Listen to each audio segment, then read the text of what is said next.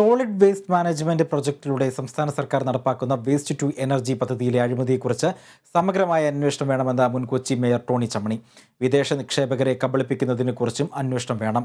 കോഴിക്കോട് ഞെളിയൻ പറമ്പിൽ plant സ്ഥാപിക്കാൻ കരാർ ലഭിച്ച മലബാർ വേസ്റ്റ് മാനേജ്മെന്റ് കമ്പനി നിലവിലുണ്ടോ എന്നും ടോണി ചമ്മണി ആരാഞ്ഞു.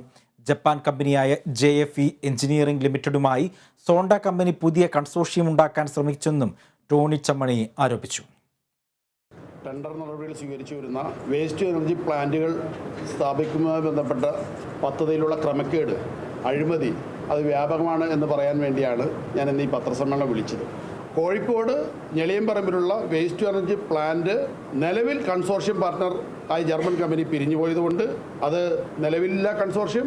അതുകൊണ്ട് തന്നെ ആ ടെൻഡർ സ്വാഭാവികമായിട്ടും അസാധുവാകുകയാണ്. ആ ടെൻഡർ നിൽക്കെ തന്നെ മറ്റൊരു പാർട്ണറെ കയറ്റുന്നതും ചട്ടലംഘനമാണ്. അതുകൊണ്ട് ഈ കാര്യത്തിൽ ഗവൺമെൻറ് അടിയന്തരമായി അവിടെ പുതിയ ടെൻഡർ വിളിക്കാൻ ആവശ്യമായ നിയമപരമായ നടപടി സ്വീകരിക്കണമെന്ന് ആവശ്യപ്പെടുകയാണ്.